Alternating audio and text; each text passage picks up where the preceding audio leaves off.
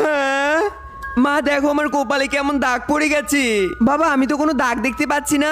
কি বোন ভাই আমিও তো কোনো চিহ্ন বা দাগ দেখতে পাচ্ছি না। দেখ না ভাই আমার কপালে এটা কেমন চিহ্ন। আরে আমি তো কোনো চিহ্নই দেখতে পারতাছি না। হ্যাঁ আরে মৌলানা সাহেব দাঁড়াও না, আপনার কপালে যেমন চিহ্ন আছে ওইটা আমার কপালেও আছে, কিন্তু লোকগুলো কেন দেখতে পাচ্ছে না? ওই চিহ্ন ওই দেখতে পারবে যার কপালে এই চিহ্ন থাকবে, আর ওই লোকগুলো তাড়াতাড়ি মরে যাবে।